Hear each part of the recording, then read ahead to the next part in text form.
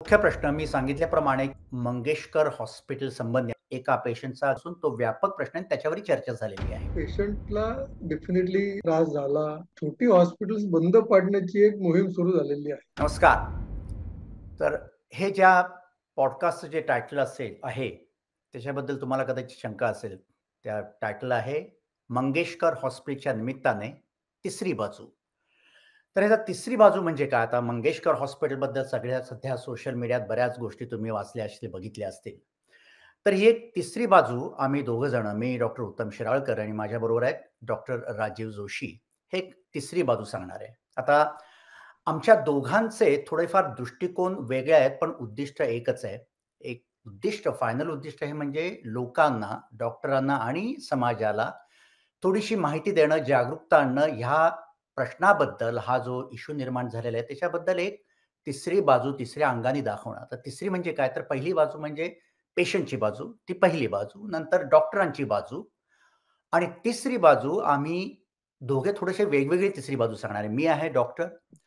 मी सध्या इंग्लंडमध्ये आहे, तरी पण मी पुण्यामध्ये सर्जरीची प्रॅक्टिस केलेली आहे. नंतर मी अमेरिकेत सुद्धा काही दिवस वैद्यकीय क्षेत्रात होतो आणि सध्या मी इंग्लंडमध्ये आहे. त्यात मी सर्जन आणि सायकियाट्रिस्ट आणि विशेषतः मी डॉक्टरांची आणि पेशंटची मानसिकता या विषयात मी गेली वर्ष काम करतोय. तर त्या दृष्टीने मी माझी तिसरी बाजू सांगणार आहे. आता मी डॉक्टर राजीव जोशींना सांगतो, त्यांनी त्यांचं व्ह्यू किंवा त्यांचा दृष्टिकोन सांगावा. नमस्कार. मी डॉक्टर राजीव जोशी. मी एम-बी-बी-एस आणि एम-डी पिडियाट्रिक्स केलं. त्यानंतर मी 30 वर्ष जवळ-जवळ प्रॅक्टिस केली स्वतःच्या हॉस्पिटलमध्ये. आणि नंतर मी एल-एल-बी केलं 2018 ते 2021 या काळात. आणि त्यानंतर मी एक medico legal society of India या नावाने एक नॅशनल असोसिएशन चालू केली. ज्याच्यामध्ये 170 मेंबर्स आहेत आणि त्यातले 120 मेंबर्स जे आहेत असे की त्यांनी डॉक्टरी म्हणजे एल-एल-बी केले आफ्टर एम-बी-बी-एस और एम-डी. तर आम्ही मुख्यतः डॉक्टरांचे आणि पेशंट्सचे जे मेडिको लीगल इश्यूज आहेत याच्या संबंधी हायकोर्ट आणि सुप्रीम कोर्टामध्ये पब्लिक इंटरेस्ट लिटिगेशन किंवा पब्लिक इंटरेस्ट लिटिगेशन कोणी फाईल केलेलं असेल तर त्याच्यामध्ये इंटरव्हेन्शन ऍप्लिकेशन कोर्टाला असिस्ट करणं असं मुख्य काम करतो. आणि शिवाय डॉक्टरांना आणि लॉयर्सना आम्ही मेडिको लीगल आस्पेक्टचं ट्रेनिंग देतो. त्याच्यामुळे मेडिको लीगल इश्यूज ह्या सगळ्या प्रकरणामध्ये काय आहेत त्याच्याबद्दल मी बोलीन असं माझी बाजू. तर मुख्य प्रश्न मी सांगितल्याप्रमाणे, की हा जरी फक्त मंगेशकर हॉस्पिटल संबंधी आणि त्यातल्या डॉक्टरांसंबंधी, त्या पेशंट संबंधी जरी तिथनं विषय सुरू झाला, तरी त्याच्यानंतर सोशल मीडियामध्ये आणि इतर व्यक्तींशी बोलताना जे काही कळलं, हा प्रश्न फक्त एका पेशंटचा किंवा एका हॉस्पिटलचा नसून तो व्यापक प्रश्न आहे, त्याच्यावरही चर्चा झालेली आहे.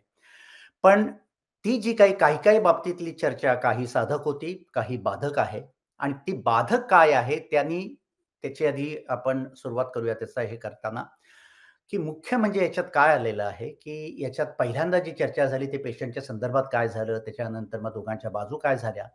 पण आता जे माझ्या लक्षात आलेलं आहे ते म्हणजे त्यातलं राजकारण आणि त्याच्याबद्दलच आपण तोच माझ्या दृष्टीने आता फार मोठा आणि फार वाईट आणि चुकीच्या मार्गाने ते सगळी जी चर्चा किंवा त्याच्यामध्ये प्रसार माध्यमात चालत, तर ते मी त्यातनं सुरुवात करतो.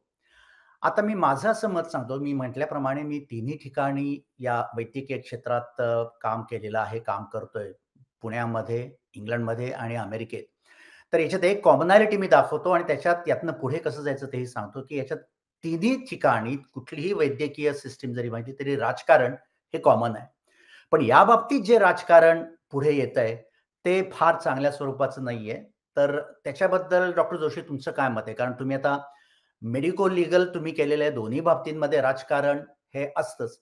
तर याच्याबद्दल हे जे सध्या या प्रकरणामधलं राजकारण जे पुढे आलेलं आहे, त्याच्याबद्दल तुमचा अनुभव काय? तुमचं मत काय? आणि त्याच्याबद्दल तुमचं सल्ला किंवा काय तुमचा दृष्टिकोन आहे? मला पर्सनली असं वाटतं की पेशंटला डेफिनेटली त्रास झाला, पेशंटच्या फॅमिलीला त्रास झाला याच्याबद्दल काही शंका नाही. पण त्याच्याविरुद्ध अनेक पॉलिटिकल पार्टीजनी किंवा जे लोकनेते आहेत त्यांनी एवढ्या मोठ्या प्रमाणावरती आवाज उठवून हॉस्पिटलला नावं ठेवणं, मोर्चे काढणं, त्याच्यानंतर त्याच्या विरुद्ध मोठ्या प्रमाणावरती काहीतरी कारवाई झाली पाहिजे अशा पद्धतीने त्याचा एक सूर लावणं, हे फार मोठं काहीतरी डॉक्टरांचं हॉस्पिटलचं चुकलेलं आहे तर ह्याच्यामध्ये मला असं वाटतं की हा प्रॉब्लेम आहे. There is the patient has suffered loss. परंतु त्याच्यामध्ये राजकारण आणून किंवा हे ह्या पक्षाचे लोक आहेत, ते त्या पक्षाचे लोक आहेत, ह्यांना हे सपोर्ट करतात, त्यांना सपोर्ट करतात, अशी जी काय एक उलटी सुलटी चर्चा चालली आहे. म्हणजे शेवटी कुठला पक्ष कोणाला सपोर्ट करतो आणि कुठला पक्ष कोणाच्या बाजूने काही कळतच नाही आपल्याला याच्यात. परंतु असं दिसतं चित्र की अनेक लोक त्याच्यामध्ये आपापली बाजू मांडायचा ट्राय करतायत. पण डॉक्टरांची बाजू नक्की कशी आहे आणि पेशंटचं नक्की काय नुकसान झालंय किंवा का झालं ह्याच्याबद्दलची कारणमीमांसा कोणी करताना दिसत नाही मला. हा एक या पॉडकास्टमधनं आपण दोघं जण या बाबतीत आपलं एकमत आहे, की ही एक घटना झाली. त्याचा व्यवस्थितपणे अभ्यास करून, त्याचं शिकून, त्यातनं या घटना पुढे टाळता कशा येतील, हा दृष्टिकोन हवा आहे. याच्याऐवजी झालंय असं, की याला इतके फाटे फोडलेले आहेत फुटले गेलेले आहेत या प्रकरणामध्ये, की याच्यात मूळ जो मुद्दा आहे, डॉक्टरांनी रुग्णांना दिलेली सेवा आणि त्यातनं येणाऱ्या अडचणी, हा प्रश्न बाजूलाच राहतो आणि हा थोडासा इथे जरी कॉमनॅलिटी असेल, तरी एक थोडासा वेगळा भाग असा आहे, की जगात सगळीकडे कितीही तुम्ही कुठल्याही देशातली वैद्यकीय व्यवस्था घ्या, प्रत्येक ठिकाणी प्रॉब्लेम्स आहेत. प्रत्येक ठिकाणी डॉक्टरांनाही प्रॉब्लेम्स आहेत, पेशंटनाही प्रॉब्लेम्स आहेत. पण त्यातनं मार्ग कसा काढायचा यातला जो दृष्टिकोन आहे याच्यात फरक आहे, की जो आपण आता अवलंबला पाहिजे, की ही घटना माझ्या जी काय अगेन या समाज माध्यमातून कळतं, की डॉक्टरांनी त्यांची बाजू काढून त्याच्यानंतर सरकारने त्याच्याबद्दल काय जे आहे त्यांचे कारभार ते सुरू केलेले आहेत. तरी पण इतर लोकांची जी मतं आहेत त्याच्यामुळे याच्यामध्ये अडचणी सत्य शोधायला फार अडचणी येतायत. आणि याच्यात शेवटी लाँग टर्म तोटा जो होणार आहे समाजाचा, पेशंटचा आणि डॉक्टरांचा सुद्धा होणार आहे.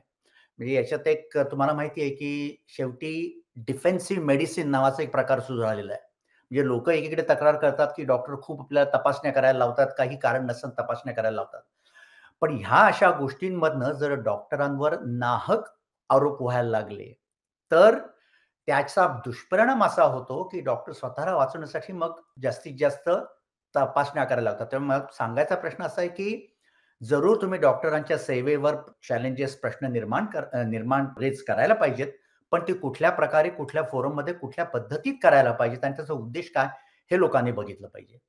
मी आता ह्याच्यात असं सांगेन की उदाहरणार्थ मी 30 वर्ष माझं स्वतःचं हॉस्पिटल चालवतो आणि पहिली 10 वर्ष मी काय प्रॅक्टिस करत होतो, मधली 10 वर्ष मी काय करतो आणि आता गेली 10 वर्ष मी काय करतो. ह्याच्यात मला असं खूप स्वतःलाच फरक जाणवतो की उदाहरणार्थ समजा टायफॉइडचा पेशंट आहे. तर टायफॉइडचा पेशंट मी सुरुवातीला क्लिनिकली डायग्नोज करून ट्रीटमेंट चालू करून टाकत होतो. त्याच्यात गंमत अशी असते की टायफॉइडची टेस्ट पहिल्या 3 दिवसात पॉझिटिव्ह येतच नाही. तो क्लिनिकली मला वाटलं टायफॉइड, तुम्ही ट्रीटमेंट चालू करून टाका तर पेशंट लवकर बरा होईल. आता जर का पेशंटला टायफॉइड नसेल, तर तुम्ही टायफॉइडची ट्रीटमेंट का चालू केली असा मला प्रश्न विचारला जातो. So I have to prove that he had a typhoid. समजा पेशंटची टेस्ट निगेटिव्ह आली तर 2 दिवसांनी परत टेस्ट केली. तर 2 दिवसांनी पेशंट टेस्ट केली तर पेशंट म्हणणार की तुम्ही डबल टेस्ट का करा. सी पेशंटच्या दृष्टीने बरोबर आहे की तुम्ही तीच टेस्ट परत का करता. पण मला माझ्या क्लिनिकल डायग्नोसिसवरती कॉन्फिडन्स आहे.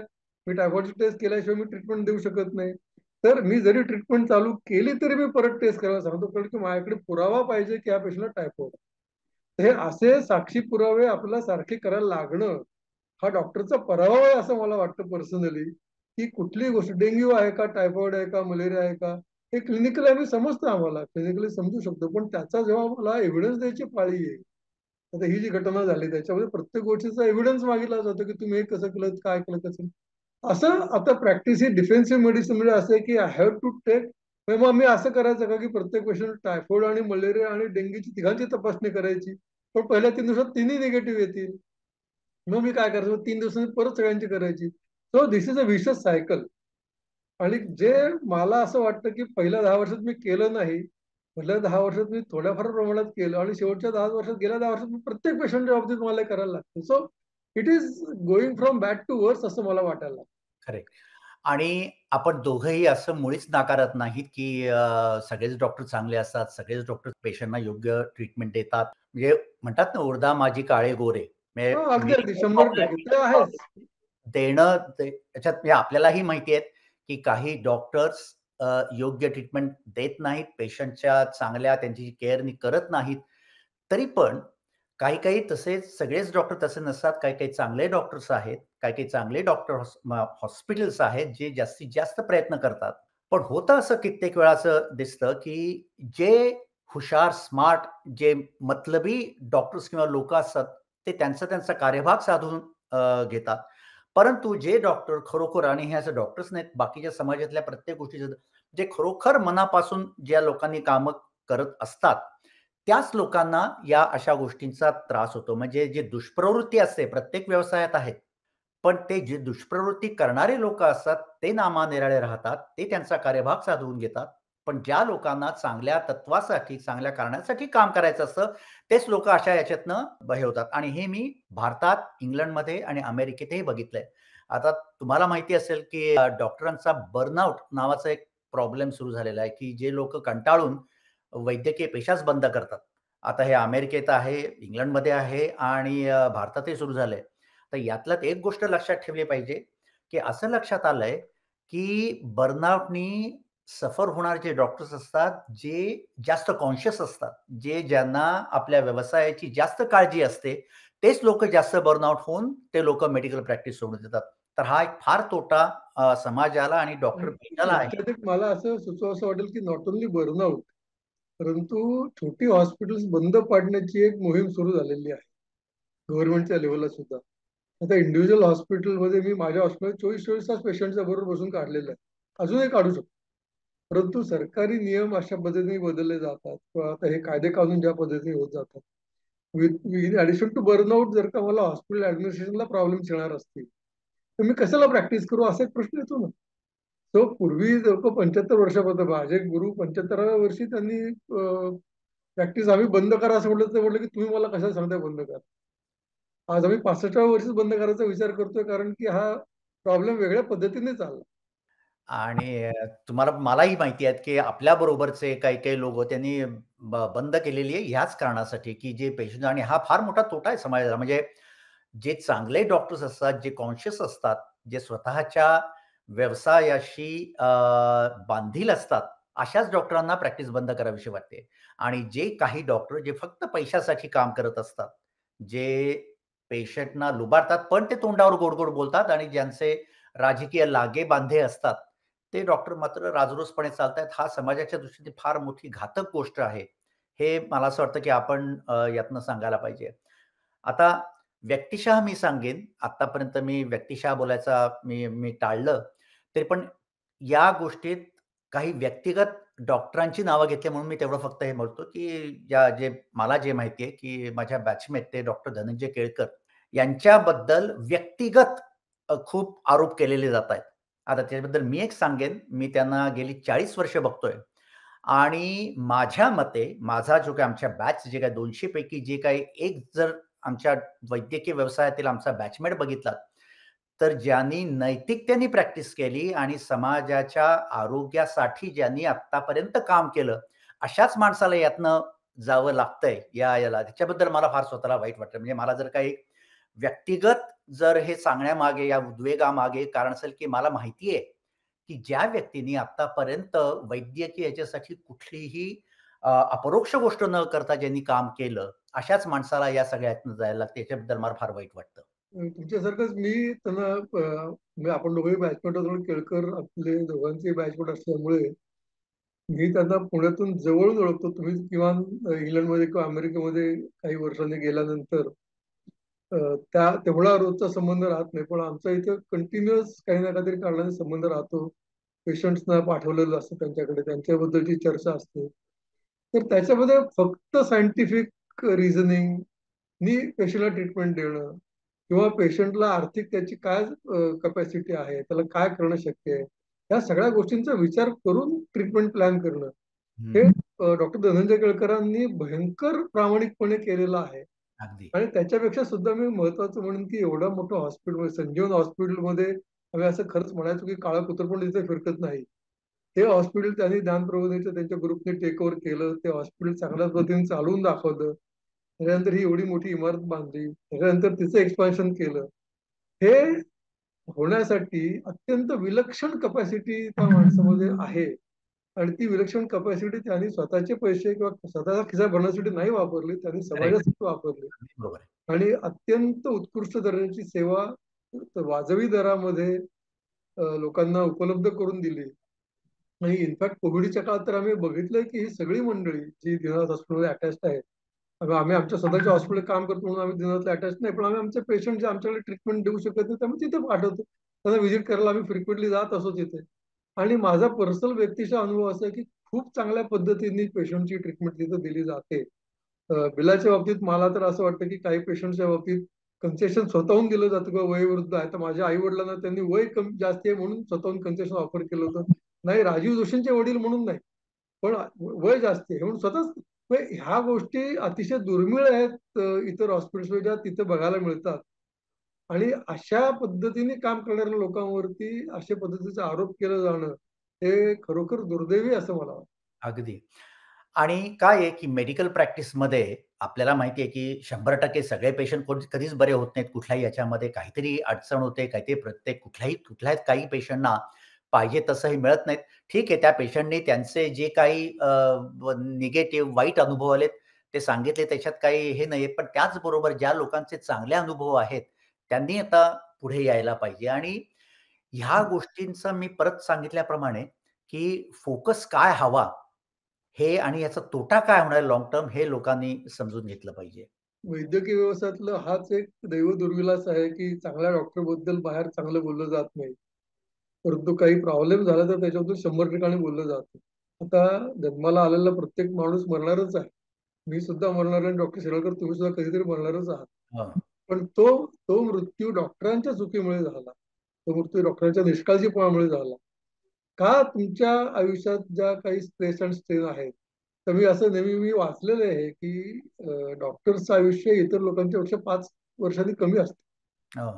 कारण की 70 नॉर्मली इतर लोकांचं म्हणजे भारतात 75 वर्ष आता आयुर्मान आहे. आणि मी त्याच्या पुढे जाऊन सांगेन की आपण स्वतंत्र झालो ज्यावेळेला 1947 साली, तेव्हा सरासरी आयुष्यमान 40 वर्ष होतं. ते गेल्या 75 वर्षात 75 पर्यंत पोहोचलं. याच्यासाठी वैद्यकीय व्यावसायिकांनी केलेली प्रामाणिक सेवा हे फार महत्वाचं आहे. पण तरीही इतरांचं वय 75 असताना डॉक्टरांचं सरासरी आयुष्यमान 70 आहे. त्याचं कारण ते डॉक्टर सगळे प्रचंड स्ट्रेस होऊन जात असतात. माझ्या बरोबर. हॉस्पिटलमध्ये आम्ही फायनान्शियल स्ट्रेसही घेतो, पेशंटचाही स्ट्रेस घेतो आणि शिवाय हे असे लोकल नेते जेव्हा येऊन दमदाटी करतात, तो स्ट्रेसही घेतो. तर ह्या सगळ्या स्ट्रेस म्हणून जेव्हा आम्ही जातो, त्यावेळेला त्याच्याबद्दल समाजाला माहिती पाहिजे की डॉक्टरची लाईफ ही टोटली वेगळी असते आणि त्या स्ट्रेसमधून एखाद्या वेळेला एखादी चूक सुद्धा होऊ शकते. असं नाही की डॉक्टर पूर्णपणे बिनचूक काम करू शकतो असं नाहीये. बऱ्याच वेळेला बऱ्याच गोष्टी असतात. त्याची फॅमिली प्रॉब्लेम्स असतात, त्याचे फायनान्शियल प्रॉब्लेम्स असतात. चूक होऊ शकते आणि चुकीला क्षमा नाही हेही मान्य करेल. मेडिकल फील्डमध्ये चुकीला क्षमा नाही. परंतु त्यांच्यावरती ती चूक लादणं हे फार चुकीचं आहे असं मला वाटतं. आता या निमित्ताने जे मी इथे बघतो आणि जे भारतात आपल्याला करता येईल, ती म्हणजे पेशंटची आणि डॉक्टरांची मानसिकता. बऱ्याच वेळेला असं लक्षात आलेलं आहे, की ह्या ज्या गोष्टी येतात, वाढतात, त्या कम्युनिकेशन प्रॉब्लेममुळे किंवा पेशंटची आणि डॉक्टरची मानसिकता न जुळल्यामुळे होतं. तर त्याच्यासाठी आपल्याला या निमित्ताने जर काही करता आलं आणि लोकांमध्ये अवेअरनेस करता आला. कारण एक तर माहिती आहे, की पेशंटला पाहिजे तसे रिझल्ट मिळाले नाही, एस्पेशली जर पेशंट दगावला ट्रीटमेंटमध्ये, तर त्यांची इमोशनल रिएक्शन होणं ही साहजिक आहे, अंडरस्टँडेबल आहे. पण मी असं बघितलेलं आहे आणि मला सुद्धा जे न्यूजमधनं कळतं, की ह्या गोष्टी चिघळतात का? कारण ती अघटित घटना घडल्यानंतर पेशंटला, त्याच्या नातेवाईकांना जे समजावून घेणं, ते समजावून देणं आणि ते कंट्रोल करणं इमोशनल त्यांचं हे न झाल्यामुळे या घटना जास्त चिघळतात. त्याचबरोबर डॉक्टर आणि पेशंटच्या कम्युनिकेशनमध्ये काही जर कुठे प्रॉब्लेम आला असेल, बऱ्यापैकी वेळा तो एक प्रॉब्लेम असू शकतो. आणि आता तर काय सगळे हे मोठे हॉस्पिटल झाल्यामुळे त्याचं कम्युनिकेशन जे आहे, इव्हन डॉक्टरांच्या मधलं एकमेकांचं कम्युनिकेशन सुद्धा कमी झालेलं आहे. आणि तुम्हाला माहिती असेल, की कदाचित ते डॉक्टर एकीकडे डॉक्टर हा व्हिसल ब्लोअर म्हणजे कुठे एखादी वाईट काही चाललं असेल मेडिकल फील्डमध्ये, ते करून घेण्याचं काम करतो. पण दुसरीकडे काही-काही वेळा डॉक्टरच दुसऱ्या डॉक्टरचंच वाईट चिंतेतून वाईट करण्याचा सुद्धा प्रयत्न करतो. तर ते सुद्धा आपण डॉक्टर असून सुद्धा आपल्याला हे माहिती केलं पाहिजे, की कित्येक वेळा डॉक्टरच एकमेकांचे शत्रू होऊन बसतात. तर ह्या सगळ्या गोष्टींमध्ये एकमेकांना समजून घेणं म्हणजे डॉक्टरांनी इतर डॉक्टरांना समजून घेणं, डॉक्टरांनी पेशंटला समजून घेणं आणि पेशंटनी आणि समाजातल्या लोकांनी डॉक्टरांना समजून घेणं, हॉस्पिटल्स फार अवघड सध्या झालं म्हणजे मेडिकल हेल्थ सिस्टम आणि हेल्थ सर्व्हिस जगभरच इतके टेक्नॉलॉजिकल चेंजेस, इतके ॲडव्हान्सेस होत आहेत. आर्थिक एवढी मोठी बदल होत आहेत. याच्यामध्ये समाजामध्ये हॉस्पिटल चालवणं, यशस्वीरित्या चालवणं ही फार अवघड गोष्ट आहे. आणि अशा वेळेस जर चांगली काम करणारे डॉक्टर, चांगले हॉस्पिटल्सनाच जर आता असा त्रास होतोय, तर त्याच्या एकंदर समाजाला डॉक्टरांना फार त्रास होणार आहे. तर ह्याच्यात अजून तुम्ही मुद्दा सांगितलात, की एका डॉक्टर दुसऱ्या डॉक्टरबद्दल वाईट बोलणं किंवा त्यांच्याबद्दलची काय म्हणतात कमतरता दाखवून देणं. तर मी एक उदाहरण सांगेन म्हणजे त्याचा इम्पॉर्टन्स काय तो लक्षात येईल. मी प्रॅक्टिस सुरू केली जेव्हा 30 वर्षापूर्वी, त्यावेळेला सुरुवातीला आपल्याला सगळ्या पेशंट्सला डायग्नोसिस करता येत असं नाही. माझे काही पेशंट्स आमच्या गुरूंकडे गेले, की आणि ही ट्रीटमेंट दिलेली आहे. त्यांनी त्याला सांगितलं की ट्रीटमेंट करेक्ट आहे, तुम्ही त्यांच्याकडे परत जा. आणि तो पेशंट बाहेर ते मला फोन करून सांगितलं की अरे तू काय तुझं निदान चुकलंय बाबा त्या पेशंटचं. ट्रीटमेंट बरोबर तुला ही अशा पद्धतीने द्यायला लागेल, नाहीतर पेशंट बरा होणार नाही. पण पेशंटला त्यांनी सांगितलं की त्या डॉक्टरने सांगितलेलं बरोबर. त्यांनी जर का सांगितलं त्याला काही अक्कल नाही, तो काय मूर्ख, त्याला काही समजत नाही, तर पेशंट माझ्याकडून भांडला असता. पण पेशंटचं हित साधून डॉक्टरनी त्यांनी माझंही नाव खराब होणार नाही याची काळजी घेतली. त्याच्यासारखा थोरपणा मी जरी खूप कमी लोकांमध्ये बघितला, परंतु आपण अंगी बाणवला पाहिजे. आणि माझ्या पर्सनल आयुष्यामध्ये मी तर ते पाळलं, परंतु माझ्या असं लक्षात आलं की समजा मी एखाद्या पेशंटची चिठ्ठी नुसती खालती, दुसऱ्या डॉक्टरची चिठ्ठी नुसती खालती टाकून दिली, तरी पेशंटला काय समजायचं ते समजतं. तो तुमची बॉडी लँग्वेज, तुमचे शब्द, तुमचे चेहऱ्यावरचे भावना, ह्या सगळ्या गोष्टींची काळजी तुम्ही घेतली पाहिजे, कारण की तुम्ही सुद्धा परफेक्ट नाही आहात. अगदी.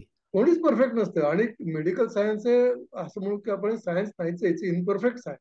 कित्येक वेळेला पेशंट्स पूर्ण माहिती आपल्याला देत नाहीत. कित्येक वेळेला आपल्याला तेवढं कधी कधी आपल्या हातून एखादी गोष्ट राहून जाते माहिती घ्यायची, थोड्या दिवसांनी कळू शकतं, परंतु it is a imperfect science. आणि कधी वेळेला बाहेर जेव्हा 20 पेशंट बसलेले आहेत, तर पेशंटला द्यायला माझ्याकडे वेळ कमी आहे, तर आत्ता महत्वाचं काय ते बोला, असं होतं. ट्विटरमध्ये हिस्ट्री घेतली जात नाही, हे चुकीचं आहे. परंतु फायनली समटाइम्स देर इज असं होतं की एक लिमिटेशन असते कुठेतरी. आणि मग त्यातून त्या तपासण्या करून त्यातून ते निदानापर्यंत पोहोचवणं, ह्या सगळ्या गोष्टी चालू होतात. परंतु ते इंटेन्शनली कोणी करत नाही का डॉक्टर, कोणी इंटेन्शनली पेशंटला. मी असं नेहमी म्हणतो की 500 रुपयाच्या ऐवजी 5,000 रुपये घेणारे डॉक्टर असावेत, पण चुकीची ट्रीटमेंट कोणी पेशंटला देणार नाही. पैसे तुम्ही जास्त घेतले हा काही गुन्हा नाहीये, कारण तुमचा एक्सपर्टाईज. आता मी 30 वर्षापूर्वी समजा प्रॅक्टिस चालू केली, 30 वर्षाचा माझा अनुभव आहे. हा 30 वर्षाच्या अनुभवाला तर काही किंमत आहे की नाही. हं. खरं आहे. हा फार महत्वाचा मुद्दा पेशंटने लक्षात घेतला पाहिजे, की तुम्ही ज्या डॉक्टरकडे जाता, त्याचा अनुभव जर का दांडगा असेल, तर त्याची फी त्याला द्यायला पाहिजे ना. एक मला एक मुद्दा आठवला आता, की मी असं ऐकलं आता कारण मी हे सगळं सोशल मीडियामधनं मिळणाऱ्या माहितीवर ही कॉमेंट करतोय. मी असं ऐकलं, की ते जे डॉक्टर घैसास म्हणून गायनेकॉलॉजिस्ट आहेत.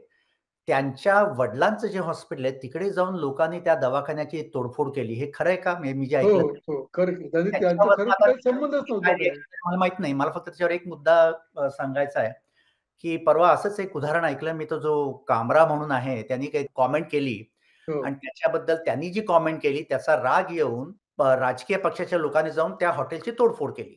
बरोबर. मी असं ऐकलं, की त्यांनी जी तोडफोड केली त्याच्याबद्दल बराच दंगा केला, की तुम्ही अभिव्यक्ती स्वातंत्र्यावर घाला घातला ज्या लोकांनी हे केलं तिथं. मला एक उत्सुकता आहे, की अशीच कुणी त्याच्याबद्दल हे जे लोकांनी दवाखान्यात जाऊन दवाखान्याची तोडफोड केली, तर कोणी त्याच्याबद्दल आवाज उठवला का? की एक जो व्यावसायिक वैद्यकीय व्यवसाय करतोय त्याच्याबद्दल आणि मी असं ऐकलं, की ते जे डॉक्टर घैसास आहेत ते स्वतः त्या हॉस्पिटलमध्ये कामही करत नव्हते त्यांच्या तरी पण त्यांच्या दवाखान्याची नासधूस केली. तर मला एक फक्त उत्सुकता आहे, की जसं त्या कामराच्या हॉटेलची तोडफोड केली म्हणून काही लोकांनी आवाज उठवला, तसं या डॉक्टरच्या हॉस्पिटलची नासधूस केली म्हणून कोणी आवाज उठवलाय का? मग आता असं आहे, की खरं तर त्या हॉस्पिटलमध्ये तो 7 वर्षापूर्वीपर्यंत काम करत. त्याच्या आई-वडिलांचंच ते हॉस्पिटल, डॉक्टर घसास यांच्या हॉस्पिटल, आई-वडिलांचं हॉस्पिटल. त्याच्यानंतर त्यांनी आता फिटल मेडिसिनमध्ये काम करतात किंवा हाय रिस्क प्रेग्नन्सीमध्ये काम करतात, म्हणून ते मोठ्या इन्स्टिट्यूटमध्ये शिफ्ट झाले. त्या हॉस्पिटलचं काम करत नाहीत आता. परंतु त्यांच्या आई-वडिलांनी चालू केलेलं किंवा त्यांच्या वडिलांनी चालवलेलं हॉस्पिटल हे जाऊन तोडफोड करायची. बेसिकली कुठलंही हॉस्पिटल जाऊन तोडफोड करायच्या तर माझ्या मते तद्दन चुकीची गोष्ट आहे. आणि याच्यावरती मी स्वतः मुंबई उच्च न्यायालयामध्ये 2020 साली रिट पिटिशन फाईल केलेलं आहे, की हे डॉक्टरांची हॉस्पिटल्स तोडणे किंवा डॉक्टरांना मारहाण करणे हे अतिशय गैर आहे. कारण की डॉक्टर हा काही 24/7 काम करणारा माणूस असतो. तरी देखील तुम्ही त्याच्याकडून अशी अपेक्षा करता, की त्याने त्या प्रत्येक पेशंटला वाचवलंच पाहिजे. आता उदाहरणार्थ मी सांगतो, की ह्या विषयावरती बोलतो. एक ॲक्सिडेंट झालेला पेशंट घेऊन आला, ज्याचं ब्लिडिंग खूप झालेलं आहे आणि त्याला मी समजा वाचवू शकलो नाही. तर ती माझी चूक आहे का? तर ती माझी चूक धरून माझंच हॉस्पिटल तोडायचं म्हणजे मी तो वाचवायला प्रयत्न करतोय त्याला आणि तुम्ही माझं हॉस्पिटल तोडताय. मग डॉक्टर काय म्हणतात, की ॲक्सिडेंटचा पेशंट आहे ना, जा घेऊन दुसरीकडे. ही ग्रॅज्युअली एक काय म्हणतात त्याला डॉक्टरांची डिफेन्सिव्ह वागण्याची पद्धत सुरू होते. तर आता ह्या हॉस्पिटलमध्ये तोडफोड केल्याबद्दल एक निश्चित आहे, की इंडियन मेडिकल असोसिएशन पुणेनी आवाज उठवला, की हे करणं चुकीचं होतं. त्या हॉस्पिटलची तोडफोड करायला नको पाहिजे. आम्ही त्याचा निषेध करतोय. IIM पुणेनी निर्विवादपणे म्हटलेलं आणि मी त्यांचं स्वागत करतो, की अशी भूमिका त्यांनी घेतली.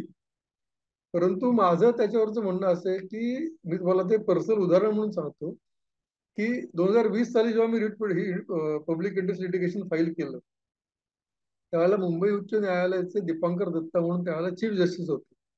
त्यांनी सांगितलं, की surgeon with trembling hands cannot operate properly on the patient. जर का बाहेर पेशंटचे नातेवाईक उभे राहतील आणि ते तुम्हाला मारहाण करतील अशी सर्जनच्या मनात भीती असेल, पण त्यांनी सर्जनच्या हात थरथरत असतील तर सर्जन त्याचं ऑपरेशन चांगलं करू शकणार नाही. त्याच्यामुळे ह्या याचिकेवरती तुम्ही ताबडतोब काय तो निर्णय घ्या असं त्यांनी गव्हर्नमेंटला सांगितलं. गव्हर्नमेंटने एक कमिटी फॉर्म केली. त्या कमिटीत मला घ्यायला सांगितलं न्यायाधीशांनी. त्या कमिटीच्या 2-3 मीटिंग झाल्या. त्या मीटिंग नंतर एक आम्ही तयार केलं, की कायद्यात काय बदल करायला पाहिजे, मसुदा काय पाहिजे कायद्याचा. आणि advocate general of Maharashtra state Kumbhakoni म्हणून होते. त्यांनी 13 जुलै 2021 रोजी कोर्टात सांगितलं, की आम्ही कायदा बदलायला तयार आहोत. फक्त तो अमेंडमेंट करायची का पूर्ण नवीन कायदा करायचा असं आम्हाला जरा ठरवू द्या. तर त्याप्रमाणे आम्ही निर्णय घेऊन लवकरात लवकर कायद्यावर निर्णय देऊ. त्याच्यानंतर जजेसनी सांगितलं, की ठीक आहे तुम्ही 3 आठवड्यानंतर 4 आठवड्यानंतर परत येऊन आम्हाला सांगा. तर 4 आठवड्यानंतरची डेट दिली गेली त्यावेळेला. त्याला आता 3.5 वर्ष झाली. परंतु ती केस कोर्टातही उभी राहिली नाही परत आणि गव्हर्नमेंटने पण काही केलं. आता अशी दुर्दैवाची परिस्थिती आहे, की जर का सरकार कोर्टात सांगते, की आम्ही कायदा बदलू आणि त्याच्या पुढची तुम्हाला मी गोष्ट सांगतो, की हीच केस केरळ हायकोर्टमध्ये जजेसनी सांगितलं, की डॉक्टरांचे ओपिनियन्स मागवा. तर केरळ हायकोर्टमध्ये मी इंटरव्हेन्शन फाईल केलं application medical legal society of इंडियातर्फे, की ह्या केसमध्ये आम्हाला काहीतरी मांडायचंय मत. आणि मी 8.5 मिनिटं आर्ग्यू केलं त्या केसमध्ये ऑनलाईन. त्याच्यानंतर जज साहेब 20 मिनिटं मल्याळममध्ये बोलत होते. ते काय बोलले ते मला कळलं नाही. त्यांनी मला सांगितलं, doctor Joshi come after 4 weeks. मला कळलं की 4 आठवड्यानंतरची तारीख दिली. पण त्याच्यानंतर तिथे IIMA केरळाचे एक वकील होते. त्यांनी IIMA केरळाच्या प्रेसिडेंटला फोन केला आणि सांगितलं, की हे कोण डॉक्टर जोशी होते? ते म्हटले, ते असे-असे मेडिकल सोसायटी ऑफ इंडियाचे आहेत. ते म्हटले, की अहो जज साहेब म्हणत होते, की इतर कुठल्याही वकिलांनी आजपर्यंत ह्याच्यात मुद्दे मांडलेत असे त्यांनी मुद्दे मांडलेत आणि त्यांचे मुद्दे वास्तविकरित्या बघितले तर योग्य आहेत. आम्ही केरळ सरकारला असं सांगू शकत नाही, की तुम्ही कायदा बदला. पण आम्ही असं सांगू शकतो, की या याचिकेवरती तुम्ही विचार करा. त्याच्यानंतर केरळ गव्हर्नमेंटने एक कमिटी फॉर्म केली. तिथे चर्चा झाली आणि आम्ही मागितलेले सगळे मुद्दे जे बॉम्बे हायकोर्टच्या कमिटीने तयार केला ड्राफ्ट होता. जवळपास तसाच ऍक्ट केरळ गव्हर्नमेंटनी तयार केला, ऑर्डिनन्स पास केला आणि त्यानंतर 3 महिन्यांनी केरळ गव्हर्नमेंट तो म्हणजे केरळच्या असेंब्लीने तो पास केला. म्हणजे जसं म्हणतो ना आपण, की पिकतं तिथे विकत नाही, तसं बॉम्बे हायकोर्टात आमचं काही फारसं पुढे गेलं नाही. राज्य सरकार महाराष्ट्रात. पण केरळमधला ऍक्ट बदलला आणि तो 2023 साली केरळातला सर्व महाराष्ट्रातला भारतातला सगळ्यात चांगला ऍक्ट झाला. बरं. एवढा स्ट्रॉंग ऍक्ट कुठेही नाही. त्याच्यानंतर कर्नाटका लॉ कमिशनने एक रिपोर्ट फाईल केला होता, की ऍक्ट कसा चेंज केला पाहिजे. तो आणि केरळाचा ऍक्ट असा मी दोन्ही कर्नाटका गव्हर्नमेंटला पाठवलं. तर त्यांना रिक्वेस्ट केली तुम्ही तुमचा ऍक्ट चेंज करा. तर आता मागच्या वर्षी 2024 जुलैमध्ये कर्नाटका गव्हर्नमेंट त्यांचा ऍक्ट चेंज केला, की जो केरळापेक्षा चांगला आहे. पण महाराष्ट्रातला ऍक्ट हा सगळ्यात कमकुवत ऍक्ट आहे. म्हणजे एवढे प्रयत्न करून सुद्धा. कारण सरकारला प्रॉब्लेम असा आहे, की सरकारला डॉक्टरांची काळजी घ्यायची आहे का? हा माझ्या पुढचा मोठा प्रश्न. आणि खरं म्हणजे डॉक्टरांनी काळजी घेतली, डॉक्टरांची काळजी जर घेतली, तर त्याचा समाजालाच फायदा होणार आहे. तरीही सरकार घेत नाही. हा आणि याच्यात पुढे काही दुर्दैव. बोलू शकत नाही कारण सब ज्युडिस मॅटर म्हटलं की प्रश्न संपतो. हां. ठीक आहे. तरी आपण हा पहिला प्रयत्न हे सगळं प्रकरण चालू आहे. त्याच्याबद्दल आपण बोललो एकमेकांशी आणि असं वाटलं, की हे तिसरी बाजू हे लोकांपुढे आली पाहिजे. तर हा एक पहिलाच प्रयत्न आहे. बघूया याच्याबद्दल काय प्रतिसाद मिळतोय डॉक्टर्स लोकांचा, पेशंटचा, सामाजिक नेत्यांचा. त्याच्यावरनं आपण हा पुढे आणखीन याच्यावर चर्चा करता याच्यात येईल. एक थोडासा मी एक मुद्दा ऍड करू शकेन इच्छितो की इमर्जन्सी ट्रीटमेंट दिली गेली पाहिजे रुग्णाला. 100% बरोबर आहे, दिली गेलीच पाहिजे.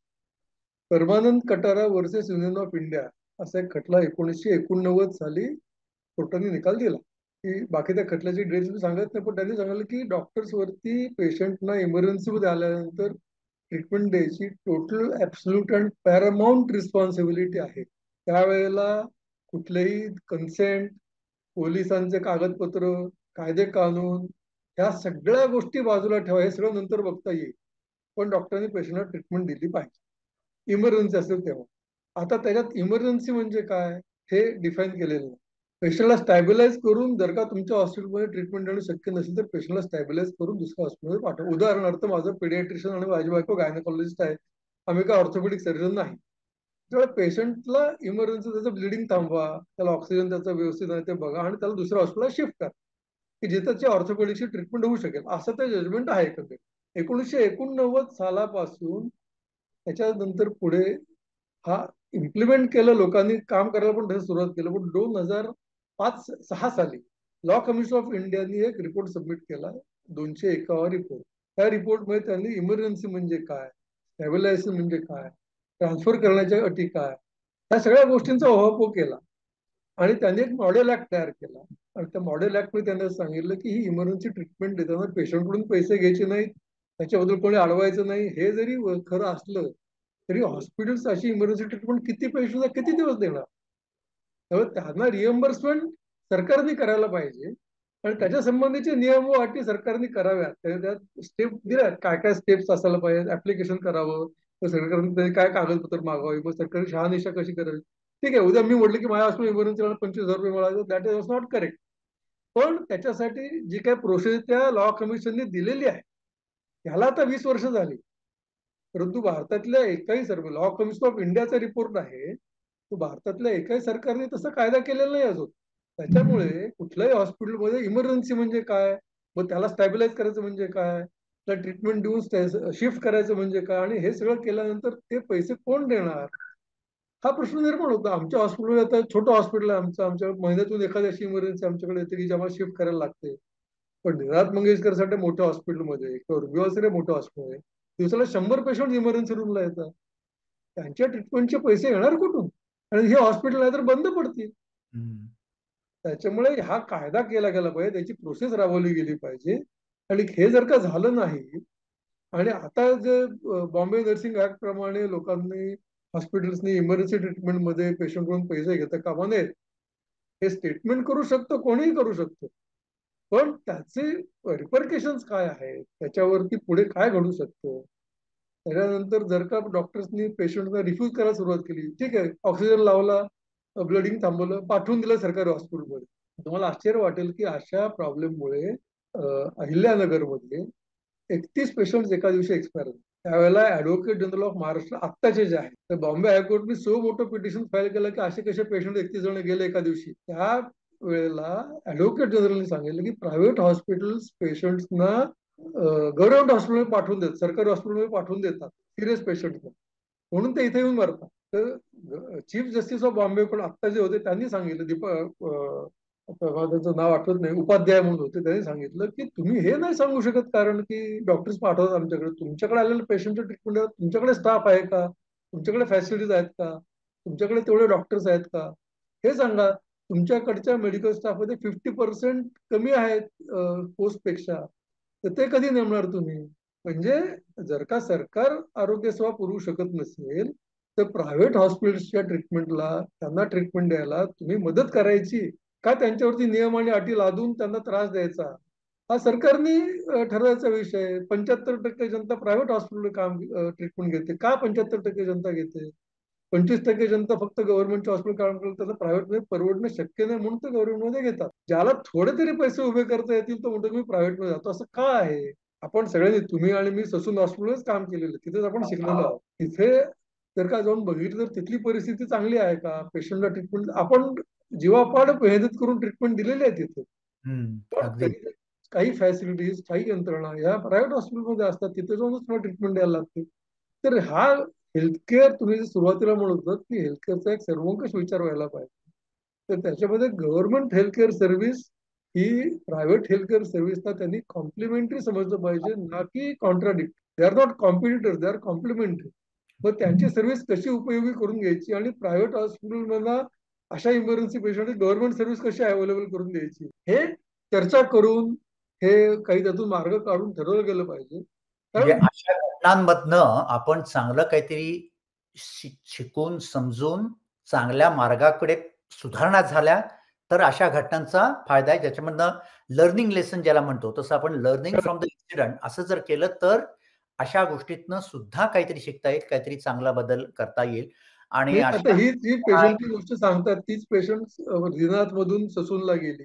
मग ससूनमध्ये ते ट्रीटमेंट नाही केली, मग ती सूर्य हॉस्पिटलला गेली. सूर्य हॉस्पिटल काय झालं, तर मग मणिपालला गेली. हे का करायला लागलं? हं, त्याची कारण मेडिकल कारण मीमांसा व्हायला पाहिजे. फायनान्शियल कारण मीमांसा नाही, मेडिकल कारण मीमांसा व्हायला पाहिजे, बरोबर आहे. असं मला वाटतं. करेक्ट. त्याचमुळे म्हणजे परत आपण पहिल्या याच्यावरच झालोय, की मुख्य मुद्दा, मुख्य विषय, मुख्य प्रॉब्लेम बाजूलाच राहून बाकीचंच त्याला फाटे फुटलेले आहेत, की ज्याच्यामुळे ह्याच्यात जर आपण अडकत गेलो, तर आपल्याला सोल्युशन मिळणार नाही.